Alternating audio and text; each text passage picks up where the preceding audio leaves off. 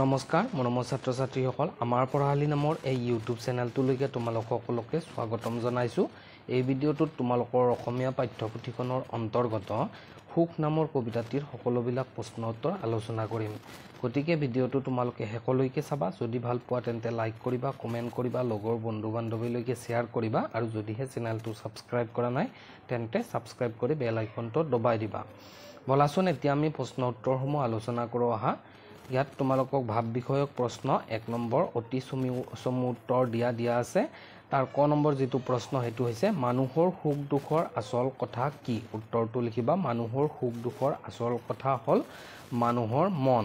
তাৰ পিছত খ নম্বৰটো কেনেকুৱা ধৰণৰ ভাবে মানুহক তললৈ বুঢ়াই বুলি কবিয়ে কৈছে? উত্তৰটো তোমালোকে লিখিবা মই মোৰ ভাবে মানুহক তললৈ বুঢ়াই বুলি কৈছে। তাৰ পিছত আছে নিস্বাৰ্থৰ বাট কেনেকুৱা? উত্তৰটো লিখিবা নিস্বাৰ্থৰ বাট সুগন্ধি কুকুম ফুলি থকা সেন্দুৰীয়া আলি। ঠিক আছে। তাৰ পিছত উত্তৰটো প্ৰশ্নটো যেটো ঘ নম্বৰ প্ৰশ্ন কবি আনন্দ চন্দ্ৰ আগৰৱালাক কিয় ভাঙনি কৰ বুলি কোৱা হয়? উত্তৰটো লিখিবা কবি আনন্দ চন্দ্ৰ আগৰৱালা দেৱে কেইবাটাও ইংৰাজী কবিতা অসমীয়ালৈ শুৱলাকৈ ভাঙনি কৰা বাবে তেখেতক ভাঙনি কৰ বুলি কোৱা হয়। ইয়াত তোমালোকে এটা বস্তু চাবা এই দেৱেৰ এইটো ওয়াব্য হ'ব, তোমালোকে কাৰেকশ্যন কৰি ল'বা। ঠিক আছে।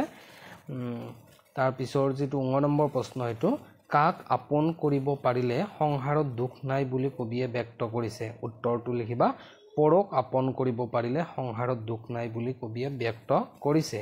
তাৰ পিছৰ যেটো প্ৰশ্ন প্ৰথম কবিৰ মতে প্ৰকৃত সুখ কেনেকৈ পাব পাৰি? উত্তৰটো চাবা নিজৰ স্বাৰ্থ ত্যাগ কৰি আনৰ দুখত দুখী আৰু আনৰ সুখত সুখী হ'ব জানিলে মানুহে প্ৰকৃত সুখ পাব পাৰে বুলি কবিয়ে কৈছে।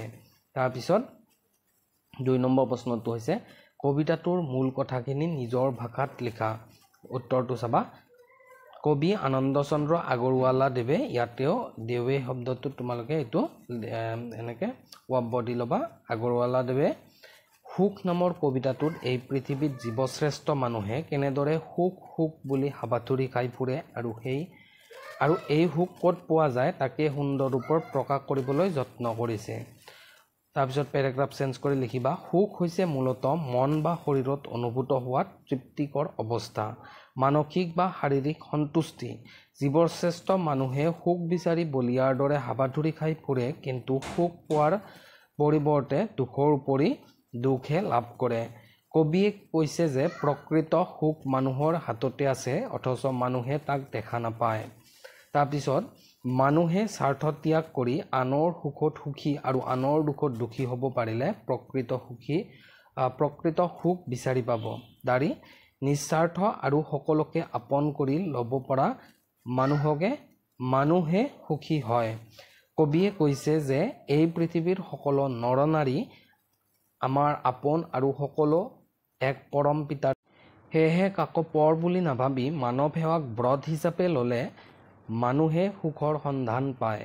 মই মোৰ ভাবে মানুহক তললৈকে নমায়। ইয়াৰ পৰিৱৰ্তে যদি মানুহে পৃথিৱীৰ সকলো মানুহকে নিজৰ ভাতৃ ভগ্নী বুলি গণ্য কৰি সকলোৰে মাজত বিশ্বপ্ৰেমৰ বাণী বিলায় তেনে লোক আদৰ্শ জীৱনৰ গৰাকী হয় আৰু তেওঁৰ বাবে কেতিয়াও সুখৰ ওৰ নপৰে বুলি কবিতাটিত কবিয়ে উল্লেখ কৰিছে। এয়াই ভাঙনি কোঁৱৰ আনন্দ চন্দ্ৰ আগৰৱালা দেৱৰ সুখ কবিতাটোৰ মূল ভাৱ। তাৰপিছত আছে ব্যাখ্যা কৰা। ক নম্বৰটো অকল নিজৰ নিমিত্তে নহয় আমাৰ জীৱন ভাই পৰৰ কাৰণে খাটিব পাৰিলে সংসাৰ সুখৰ ঠাই। এতিয়া ব্যাখ্যাটো চাবা। বাক্য কবিতা ফাঁকি আমাৰ পাঠ্যপুথি অসমীয়া সাহিত্য চয়নিকাৰ অন্তৰ্গত কবি আনন্দ চন্দ্ৰ আগৰৱালা ৰচিত সুখ নামৰ কবিতাটোৰ পৰা তুলি দিয়া হৈছে। মানুহে সুখ কেনেদৰে লাভ কৰিব পাৰে তাকে প্ৰকাশ কৰিবলৈ কবিয়ে বাক্য কবিতা ফাঁকিৰ অৱতাৰণা কৰিছে। তাৰপিছত পেৰাগ্ৰাফ চেঞ্জ কৰিবা। কবিতাটোত কবিয়ে কৈছে যে সুখ মানুহৰ হাতত থাকে, কিন্তু তথাপি মানুহে সেই সুখ দেখা নাপায়। এই পৃথিৱীত সুখ বিচাৰি বলিয়াৰ দৰে হাবাথুৰি খাই ফুৰে। মানুহে কেৱল নিজৰ কথা চিন্তা কৰাৰ পৰিৱৰ্তে আনৰ কথাও চিন্তা কৰি জীৱন বাটত আগবাঢ়ি যাব লাগে। নিস্বাৰ্থ ত্যাগ কৰি আনৰ কাৰণে খাটিব পাৰিলে আনৰ সুখত সুখী আৰু আনৰ দুখত দুখী হ'ব পাৰিলেহে প্ৰকৃত সুখ লাভ কৰে। সেয়েহে যিয়ে আনৰ সুখৰ বাবে কাম কৰি যাব পাৰে তেওঁৰ বাবে সংসাৰখন সুখময় হৈ পৰে তাৰ পিছৰ ব্যাখ্যাটো চাবা গাই গোটা পেটে ভঁৰাল নহবা লোকৰ মুখলৈ চোৱা মানুহৰ সেৱা মানুহৰ পূজা পবিত্ৰ ব্ৰত লোৱা এতিয়া চাবা বাক্য কবিতা ফাকি আমাৰ পাঠ্যপুথি অসমীয়া সাহিত্য চয়নিকাৰ অন্তৰ্গত কবি আনন্দ চন্দ্ৰ আগৰৱালা ৰচিত সুখ নামৰ কবিতাটোৰ পৰা তুলি দিয়া হৈছে পেৰাগ্ৰাফ চেঞ্জ কৰিবা মানুহ যে স্বাৰ্থপৰ হ'ব নালাগে তাকেই বুজাবলৈ কবিয়ে উক্ত কবিতা ফাকিৰ অৱতাৰণা কৰিছে আকৌ পেৰাগ্ৰাফ চেঞ্জ এই পৃথিৱীত মানুহে অকল নিজক লৈ ব্যস্ত নাথাকি আনৰ সুখ দুখৰ প্ৰতিও নজৰ ৰাখিব লাগে অকল নিজৰ পেটটো ভৰাই ৰখাৰ চিন্তা নকৰি আনৰ অৱস্থাৰ কথাও ভাবিব লাগে আনৰ সুখ দুখৰ সমভাগী হ'ব পৰাজনহে প্ৰকৃত সুখী ব্যক্তি এই পৃথিৱীত মানৱ সেৱাহে প্ৰকৃত মানৱ ধৰ্ম গতিকে মানুহৰ সেৱা কৰিব পাৰিলে মানুহে পুণ্য লাভ কৰিব পাৰে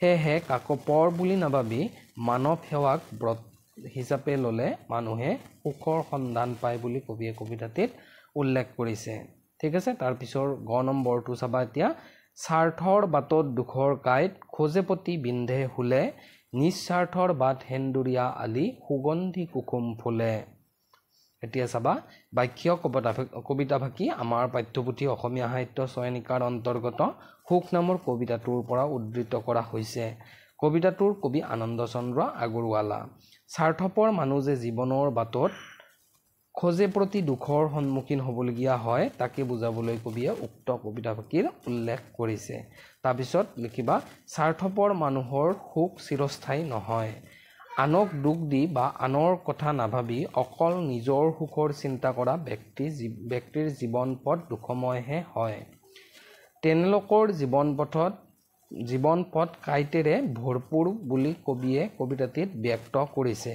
আনফালে যি ব্যক্তিয়ে নিস্বাৰ্থ মনোভাৱে আনৰ হিতৰ বাবে কাম কৰি যায় তেনে ব্যক্তিৰ জীৱন পথ সুগন্ধি কুকুম ফুলি থকা সেন্দুৰীয়া বুলি কবিয়ে উল্লেখ কৰিছে এনে নিস্বাৰ্থ ব্যক্তিয়ে সেন্দুৰীয়া পথেৰে কোনো বিপদৰ সন্মুখীন নোহোৱাকৈ সুন্দৰভাৱে আগবাঢ়ি যাব পাৰে এইখিনি লিখিবা তাৰপিছত আছে ভাগ বিষয়ক এক নম্বৰটো উদাহৰণটো চাই বাকি কেইটা কৰা উদাহৰণ আপোন পৰ অৰ্থাৎ বিপৰীত লিখিব দিছে দুখ সুখ স্বাৰ্থ নিস্বাৰ্থ অভাৱ উভয়নদী ইয়াতে অভাৱটো ওয়াব এইটো তোমালোকে কাৰেকশ্যন কৰি ল'বা দেই সন্তোষ বেজাৰ হাঁহি কান্দন তাৰপিছত আকৌ দিছে উদাহৰণটো চাই বাকি কেইটা কৰা